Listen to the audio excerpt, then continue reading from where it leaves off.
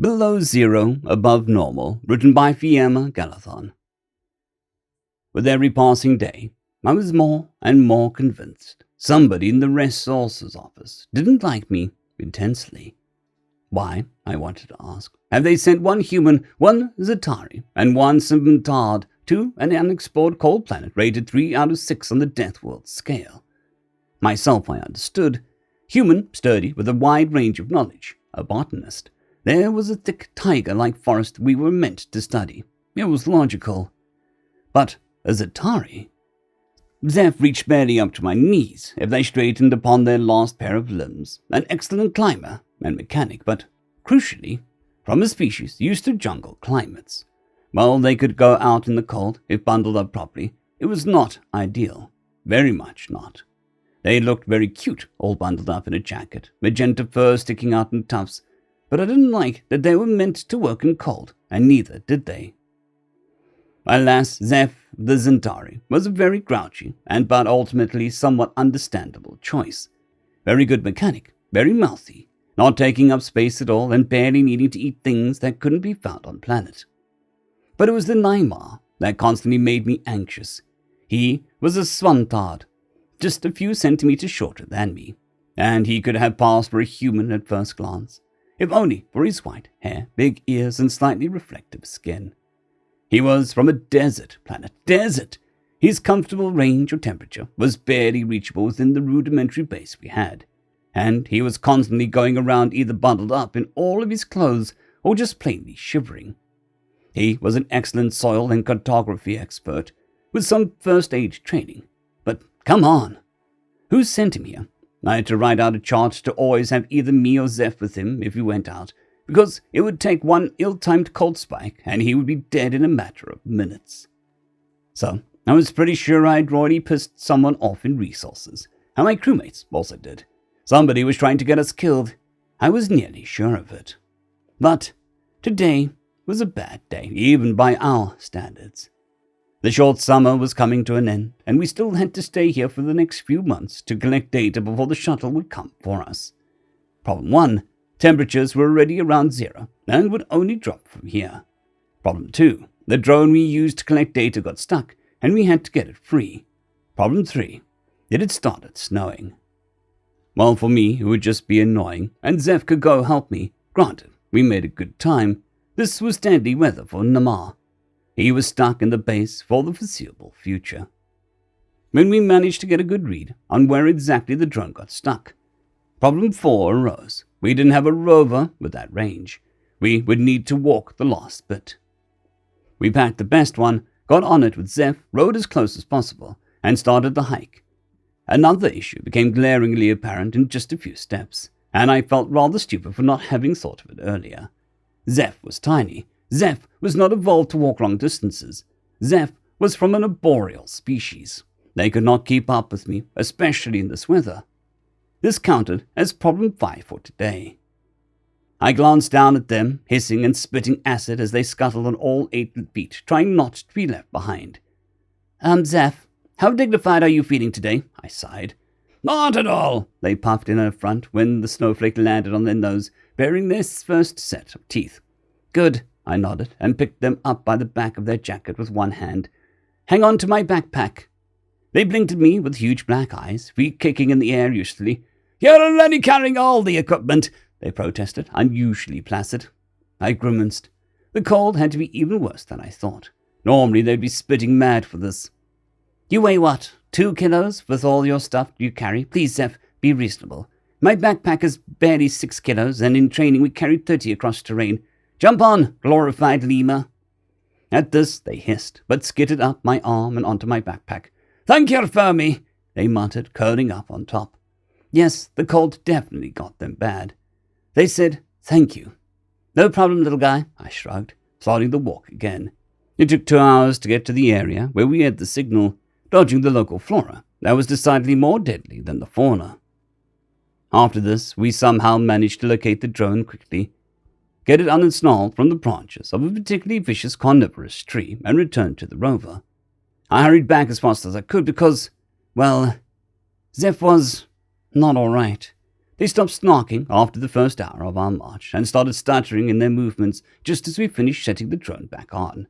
As they curled up on the back of the rover, I grit my teeth and sped towards our base. Yeah, I wanted them in there ASAP, bundled up in all the blankets with Namar. Namar was warm. Zeph also should be warm and not out in the below zero temperature. When we got to the base, it was nearly nightfall, a very worried crewmate waiting for our return. The moment we stepped inside and closed the airlock, we were beset by him, fussing over us. I let myself relax slightly.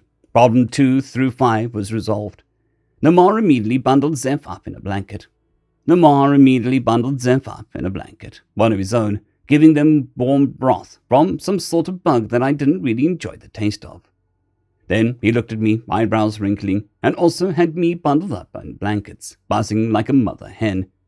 "Here, you are cold too," he murmured, pressing a cup of tea in my hands. "Thank you, Namar. How was the day?" I asked lightly, gesturing at him to sit next to me under the blanket. Zeph was already sleeping in their hammock above the heat vents, but I could feel that while the inside of the base was warm enough for me, it was not warm enough for Namar. Also, Namar loved touch even more than I did. What I had read about the Svantard painted them as a very, very communal species, and I was nearly sure somebody broke some law to send Namar here alone. So, hugging him as often as I could, it was a nice reprieve from most aliens who seemed to be allergic to touch. He squeaked, a sound that I came to associate with him being nervous, but sat beside me, letting me wrap my arm around his shoulders, covering him with the blanket too. It was one of his blankets anyway, smelling faintly of sand.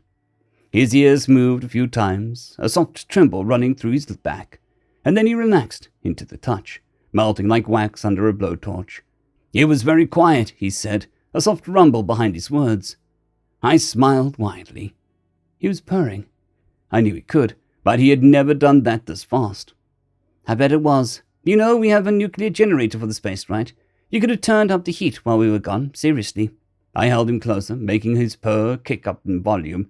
He blinked at me, looking kind of lost. "Oh, well, maybe one day you will. We found a second people-eater," I informed him. "Oh, no, where?" he huffed, pursing his lips in displeasure. The last one nearly ate Zeph, and Namar held a grudge. "Beyond rover range. I put it on the map," I shrugged, sipping at the tea. He furrowed his nose, baring his upper teeth in a snarl-hiss combination. I wondered if I'd picked up on this hissing instinct from any of them yet. I easily slipped into this weird mishmash of emoting when working long-term jobs, and to this day I found myself coding my fingers sometimes to signal attentiveness after having worked with Kal Thar for a few months. "Yes, indeed. What were you up to?" "Got that soil placement map updated. Read the book you gave me. Nothing big." He leaned fully against my side, evidently sleepy. Cold always made him a bit sluggish, and if he found a source of warmth, be it me, a hot water bottle, or the vents, he would take a nap there if he could. Zeph was exempt from that list because they were too small to fall asleep on, but I caught them letting themselves be carried like a baby by Namar when he was restless. I was mildly suspicious that whatever the sexes looked like on Svantard, Namar was of the one that kept the young safe, and I had the even nastier suspicion why the documentation I had found on his species was either heavily redacted or nearly non-existent, because all I could find was that they were communal and lived in the desert. So yes, I was nearly sure that somebody in resources was trying to get us killed.